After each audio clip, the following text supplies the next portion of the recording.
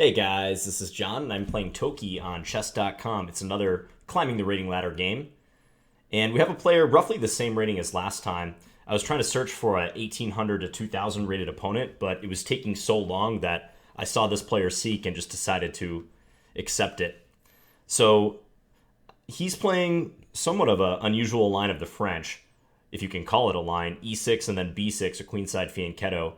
So it's important not to overreact to unusual openings. Here, I know that bishop to b4 is a plan that black often has in this line, so I'm actually going to play a prophylactic move, a3. I don't advocate playing too many rook pawn moves in the opening, but this is one that I think is justified because bishop b4 would create the threat of bishop takes e4. So given that I already have the center, I feel justified in playing this move. And now c5, I'm going to make a point to block out this bishop on b7, so I'm advancing d5. I'll try to prove that this piece is just bad for black in the long term. Okay, and black is not biting on the pawn. And here, I don't feel a great need to take on e6. I think I'll just bring a piece into the action. I'm thinking knight f3, just scanning to make sure that's fine. Looks like it. I gave a lecture on Wednesday at my local chess club, the Chess Castle here in Minneapolis. And one of the themes was tension, keeping the tension in positions, because that's something that players under 2000 don't do particularly well. They always want a resolution to pawns attacking pawns, or even pieces attacking pieces, but especially pawns attacking pawns. So there with knight f3, I'm keeping the tension between the pawns on the pawns on e6 and d5. And now black takes. I think I'll just recapture. e5 comes to mind as well. e5 is interesting, in fact. But after queen e7, I might have to play in gambit style. I guess I can play bishop e2 then. e5, queen e7, it's probably good. One thing I like about e5 is if e5 and then d4, I can take on f6, and if black takes on c3, I have queen e2 check. So let's try it. Not the usual recapture, but instead pushing and trying to derive some benefit from kicking this knight around. So if knight e4, I'll play knight takes d5, and maybe that knight will end up stranded on that square. Black does play that. Okay, so we'll take here. Now if bishop takes d5, queen takes d5, and that's a fork on the rook on a8 and the knight. It might be hard to trap this knight in the short term. For instance, I cannot play bishop d3 because black will have bishop takes d5. Don't want to lose sight of my knight defended by the queen. But if I were black, I would be nervous about the future of that piece. It's on a central square, but it's unsupported. And it's in my half of the board, so it could turn out to be just a big weakness. If I could play c4, support the knight, and then follow with bishop d3, yeah, I may just outright win this knight, or force black to play f5, and hopefully for me, weaken their king side further. So I don't like black's opening strategy. It looks kind of random to me. I think if you're going to play this way, you can't play a move like c5 inviting d5. Okay, black plays bishop e7. I could take, but do I really have to? This knight seems to be chilling just fine on the central square. So I'm thinking bishop c4 or pawn c4, one of the two. I guess black might play knight to g5. But you know what? I like my knight entrenched on this d5 square so much, I'm just going to do this and then look to play bishop d3 next. h4 was interesting as well, trying to take away the g5 square. But this should be okay. I'm satisfied with the results of the opening. Hope everyone's having a nice weekend out there. You might be able to tell I've got some sun recently. I'm usually incredibly pale, and it especially comes across on these videos, I feel. I can promise you I'm not as pale in person, and I've been doing a lot of running and outdoor stuff, so hopefully I look a little more tan. Okay, so if bishop d3 and then knight g5, I'm thinking I might have some possibilities with like knight takes g5, bishop takes g5, queen g5, something connected with that. That would be a double attack on h7 and g5. This move is so natural, I'm not going to hesitate to play it. And after knight g5, or that, so opening the position. I was hoping for knight g5, but f5 is legitimate. Now if I take en passant, e takes f6, black will take with the knight. Not sure how much I like that. because that would challenge this knight here. I might just castle. Yeah, let's just get our king to safety. So black has managed to prop this piece up, but I can still go rook e1 and try to attack it again. Yeah, rook e1 looks good. I'm leaving this dark square bishop at home because I don't foresee it being good on e3 or f4. e3 would just block the e file. f4 might be a decent square, but I don't need to defend the pawn on e5 any further. So you don't want to develop a piece just for the sake of developing it, just to like cross it off your list. It's something you want to keep in mind, of course, including all your pieces. But one thing I have mentioned before, queenside bishops in particular are pieces that people, I think, develop too soon. And they're often best off just sitting on c1 or c8 where they originally start. And you might want to wait for the play to unfold to find like a truly good square for that piece. It's just queenside bishops in particular are like that. Compared to kingside bishops, which usually must be developed early on if you want to castle kingside, queenside bishops won't get in the way of your king safety too often unless you have your heart set on castling queenside. So here there's a trap, which I suspect that black has seen based on the amount of time that my opponent is taking. So the trap is, if knight to g5, trying to save the knight, I can play knight takes e7 check. And whichever way black captures back, let's say queen takes e7, I can play bishop takes g5 or knight takes g5 and just win a piece. So props to him for, I presume, seeing that. Okay, so d6. I can take, but bishop takes e4, f takes e4, rook takes e4. Trade happens on e5. The position is becoming somewhat open. What about just e6? Can I just hammer that pawn in there? I like that a lot. Although, I guess they can play knight f5, or knight f6 rather in that case.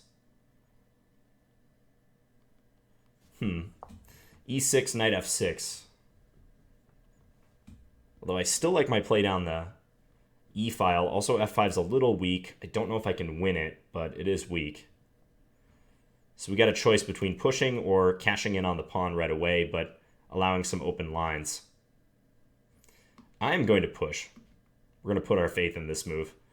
And if knight f6, I'll decide at that point if I want to play knight takes e7, or if I want to play a move like bishop c2, helping to defend d5 a little bit better. I could even launch the knight to g5, try to get it into f7 maybe. Lots of options. The threat is still bishop takes e4.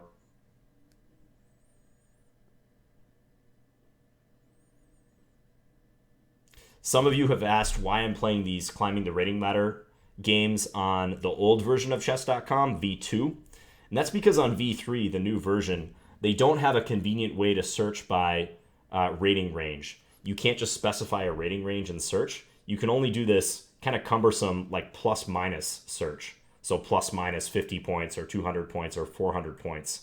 So I couldn't get the rating ranges that I would like for these climbing the rating ladder videos, because as you can see, I'm playing with my normal rating and I'm making them rated games. So there wasn't an option for like searching 900 points lower rated on the new V3. So I do hope that chess.com corrects that, because that's kind of a no-brainer in my estimation.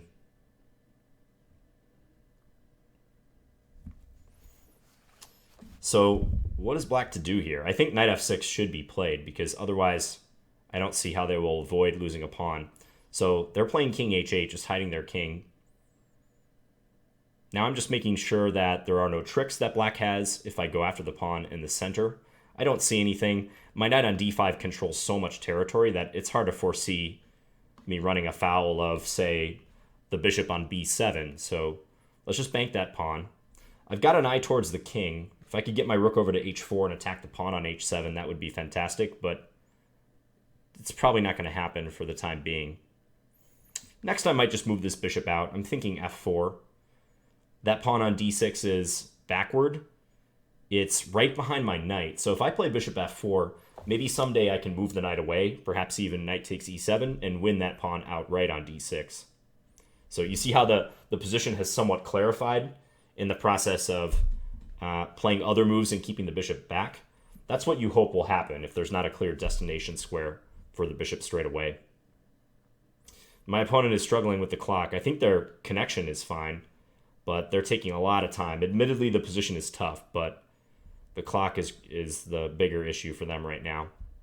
Okay, so rook c8. Yeah, as I said, bishop f4 looks pretty good. That connects my queen and my rook. I don't see any clear way to get at the king, so let's just do this. The rook is stable in the center. No way for black to harass it. Black is going to have to start playing moves in a hurry, or they will lose on time. I'm not really threatening knight takes e7, it must be noted, because after knight takes e7, black's bishop would be hitting my rook. Now that they move this knight away, I would more seriously consider this, although if knight takes e7, bishop takes e4 is possible. I could continue with knight takes c8. It's getting a little hairy. And he just resigned. Okay. Oh, that's unfortunate that he resigned so fast. Because, I mean, the position was bad, but it doesn't look resignable yet. He's probably just despairing over his time situation. He offered me a rematch. I'm going to take him up on that, but just seeing if there's anything else I wanted to mention here. No, I think most of my play was self-explanatory. Either that or I explained it sufficiently. But yeah, I would not repeat this sort of opening if I were black. If you're going to choose a flank strategy, you have to be careful about opening the center or playing too much with your pawns in the center at the same time. Like, you can't have it both ways, is what I'm trying to say. So with black adopting this fianchetto formation, in my opinion, they should kind of sit back, maybe even put the pawn on d6. When they play c5 and allow me to immediately blunt the bishop on b7, I like this situation. Okay, so let's see if my opponent's still there, if he wants to play a rematch. And he does. Okay, e3. So the unusual openings continue. So, as I said originally, he's playing the same thing, just with colors reversed. That's interesting. So when you face an opponent like this, it's just very important not to try to figure out what they're up to, really, in the opening. You know, you can't psychoanalyze every single opening that you come across, especially the unusual ones, okay? It's just, you're going to waste too much mental energy doing that. And often there's no rhyme or reason why they're playing a certain setup. It might just be some line that worked for them in a single game, and that's their justification for continuing to play it. So let's go ahead and let's play bishop d6. I'll probably play the pawn to c5 soon. Okay, now we've transposed into like a Kali setup, with white having a fianchetto dark square bishop. It is blocked by the pawn, but often what white looks to do in this line is prop a knight up on e5. So for now I'm going to castle, but I have an eye towards playing c5 and trying to attack that pawn. Again, maybe a theme of this video is leaving one piece undeveloped and kind of letting the action play out. And here it's this knight. I didn't want to commit the knight to c6 because I thought there might be an opportunity to play c5 and try to get the knight in behind the pawn and better attack white's center. Okay, I'm going to take here. Let's see what white wants to do. They take with a knight. Okay, intriguing. Let's just play the bishop back here.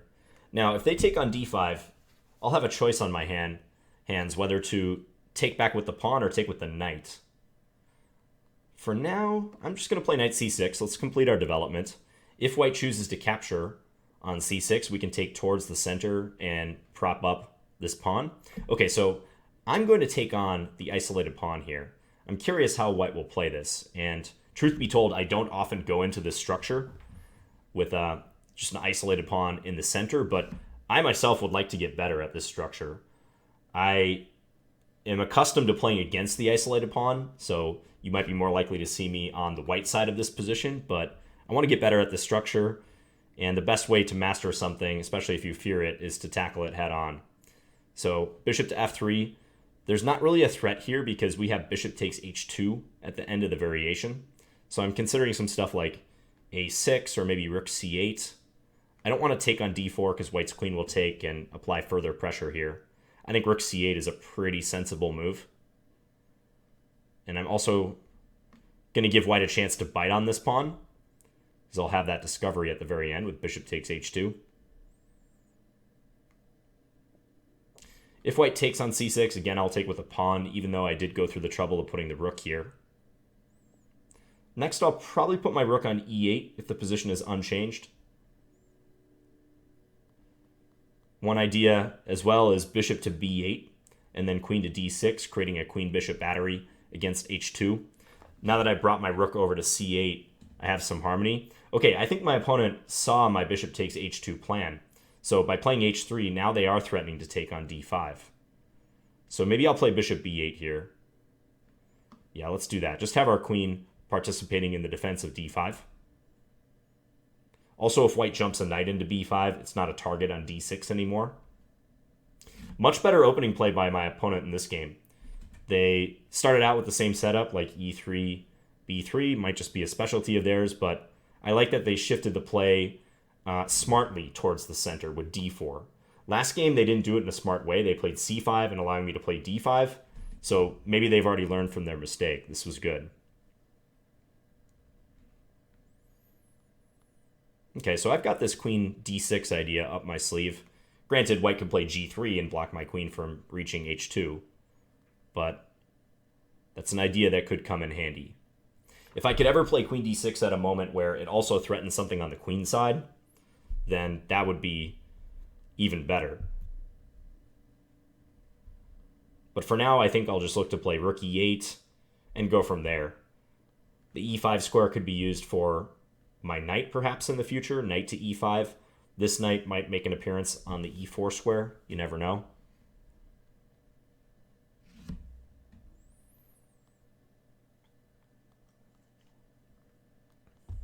My opponent is thinking a bit.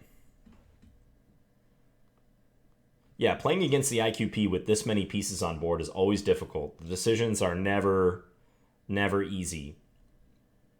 Okay, so queen d6 now. They will play g3. That much we know. I'm thinking rook e8. I'm going to do that because that's an easy move. I know it's going to be helpful. If ever I want to put a piece on e4, e5, it's going to be helpful. Also, creating some tension between the rook and the e3 pawn is nice. So say, for instance, I play queen d6, white responds with g3. Maybe rook takes e3 could be a viable way to continue the attack. So if f takes e3, we're crashing through on g3. White can play bishop g2 there, and I don't believe they get mated, but it's something cool to look at all of a sudden. Yeah, and I might have the opportunity to do it, so I'm just going to spend a second calculating that. So queen d6, g3. Rook takes e3. F takes e3. Queen takes g3. Bishop g2. Could I play knight e4 there? Knight e4 might be working. There's knight f3, I suppose. Okay, well, let's play this move first.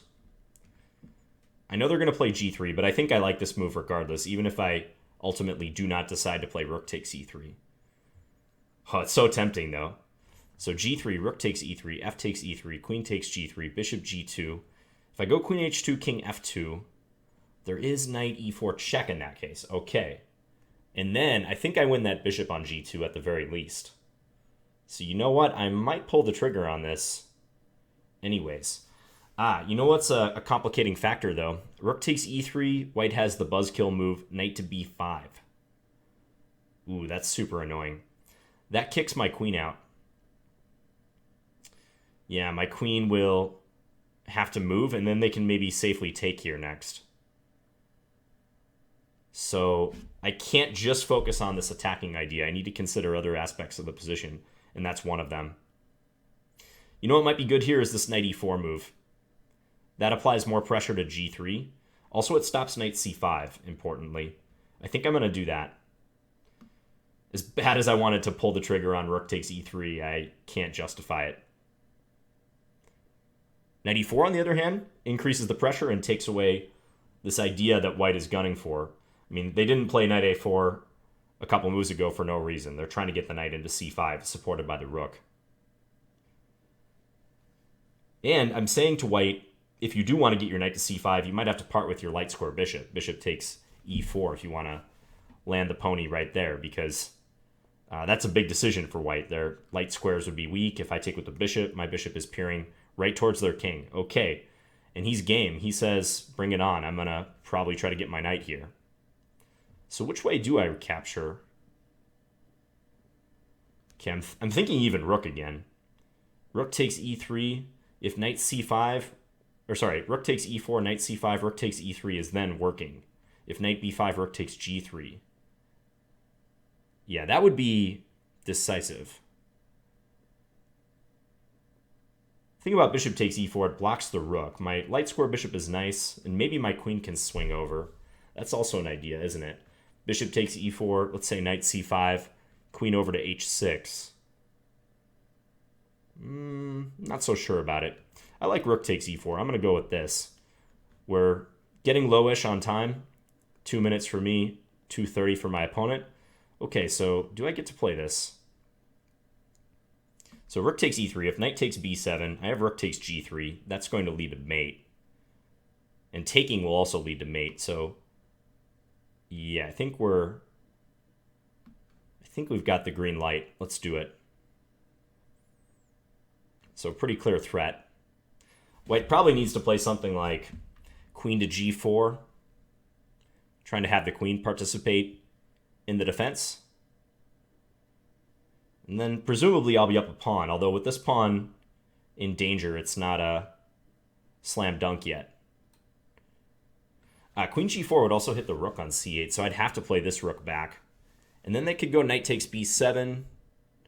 It's getting messy, isn't it? Yeah, this is just a very complicated position now, all of a sudden.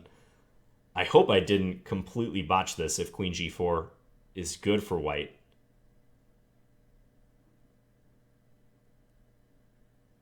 I think that's probably their best bet. I did not realize that this piece was such a problem. Because if queen g4 did not come with an attack against the rook, I might have been able to play like h5 or something, try to deflect the queen from defending g3. Yeah, and white found it. Very nice. Very good move. Okay, so I think I got to play the rook back to e8. So the rooks are defending each other. I don't see any other logical move. Yeah, so let's do this. They can play knight f5 as well. That's another move that concerns me. They're going to go knight takes b7. Okay. So I was thinking queen here. But I see issues with that too. Yikes.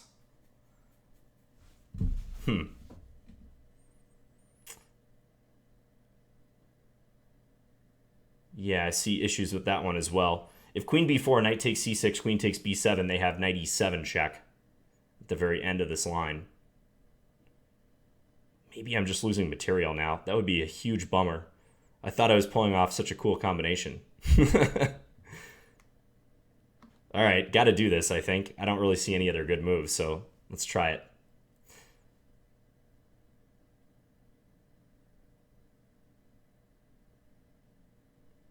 Yeah, knight takes c6, queen takes b7, knight e7 check. And then I'll have to give up the exchange. Queen takes e7, rook takes c8. Try to fight from there. I'll probably play something like h5. I can't play rook takes c6 even here. That's unfortunate. So let's do this.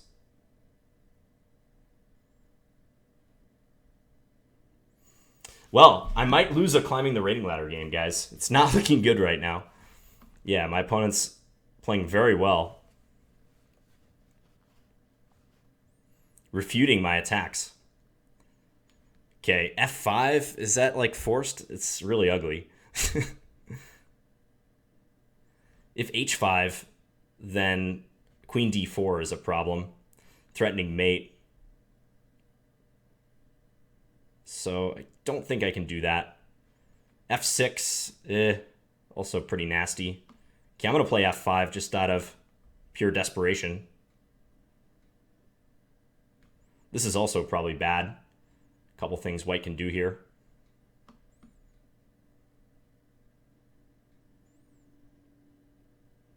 Yep. Yes, indeed.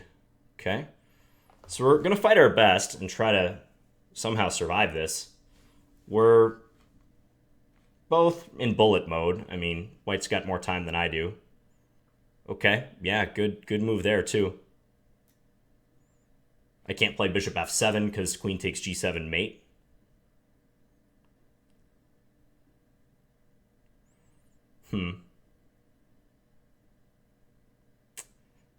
Yeah, now I'm definitely losing. Nothing to be done. Just nothing to be done. All right. I guess we'll go here and allow the trade.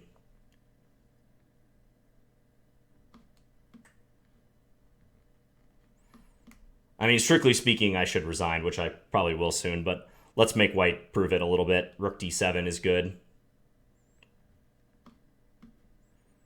Let's attack their rook. See if we can get anything going with this attack. Yeah, this is just going to be a cleanup operation for them. See, I don't even have any dynamic counterplay is the problem. Yeah, very good game by TOKI. I'm going to resign. My rating took quite a hit there, 25 points. So we'll just tell him good games. So he just straight up refuted my attack after rook takes e3. It's quite possible that this was just unsound. And yeah, I think that's the case. After queen g4, rook e8, like every move was just punishment. So I dug my own grave with rook takes e3, the thematic sacrifice on the pawn. But yeah, after this, knight takes b7. I couldn't find a good square for the queen that would simultaneously defend c6, because note that if I play queen to f6 here, knight takes c6 is a discovery on the queen. And if queen takes b2, there's still that knight e7 move. So I think knight e7 just sinks me in any case.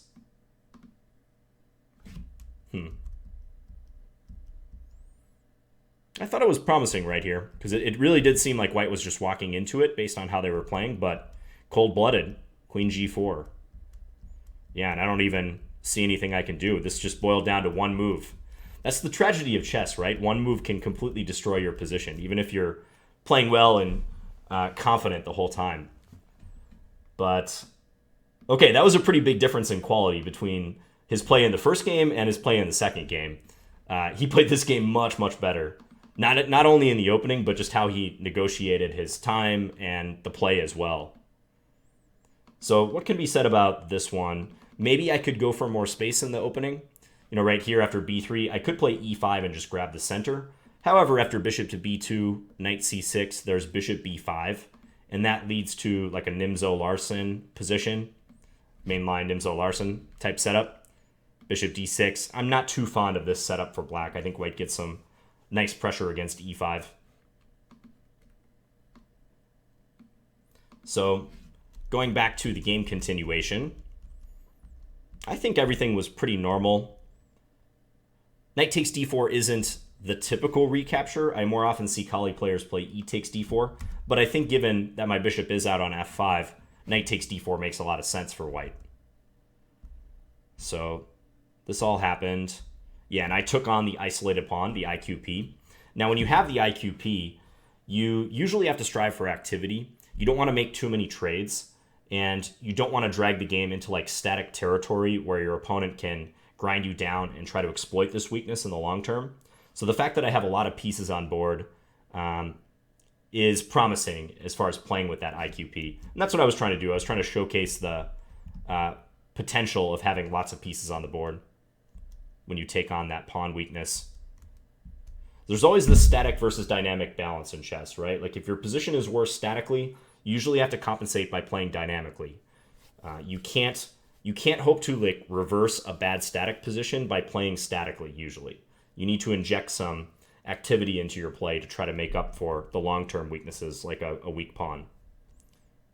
Oh yeah, and here it's worth pointing out that h3 was played to stop the bishop takes h2 idea. If white grabs on d5 and all this occurs, then queen takes d5 at the very end and black regains the pawn. Also, white's king is exposed. And I got rid of my IQP in the process. I would be happy with this development. So rook e8. I just brought my rooks to c8 and e8. Queen up to d6, attacking the h2 pawn, but g3 defends.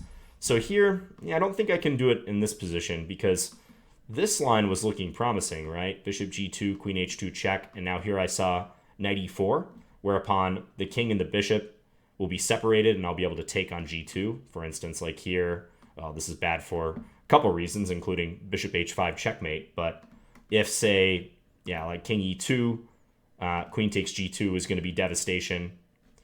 But the buzzkill move was, if I go back to that line, the fact that white has knight b5. That's the move that refutes the attack. So if rook takes e3, then knight b5. So disappointing. And my queen can't stay attacking the g3 pawn because these two squares are covered.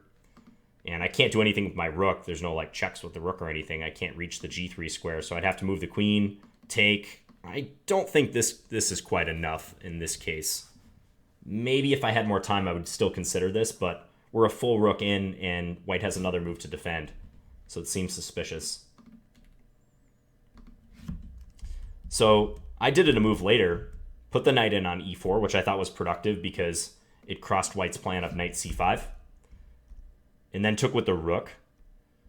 And you just get that feeling like white walked right into rook takes e3, didn't see it. But if the move is objectively bad, none of that matters because white spent the time to find queen g4, hitting that poor rook on c8.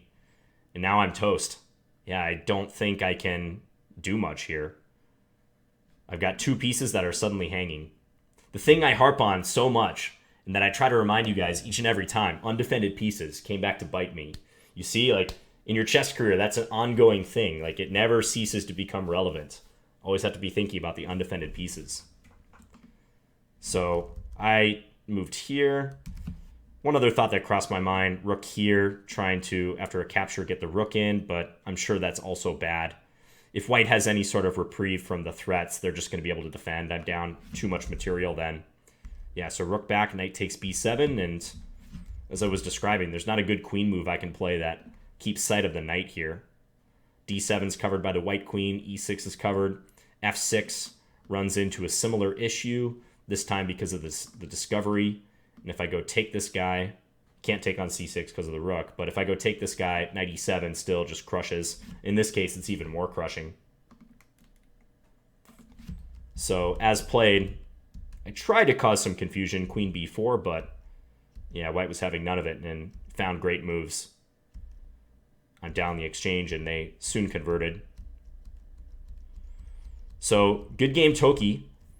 As I said, the first game was all going our way, and I don't really have much to add to that one. But this one was very interesting with the IQP, and a blunder with the flashy but unsound rook takes e3 did me in. Anyways, I think we discussed some good things in these games, and I hope you guys enjoyed it. And I'll be back again soon with another Climbing the Rating Ladder video. Talk to you guys later. Bye.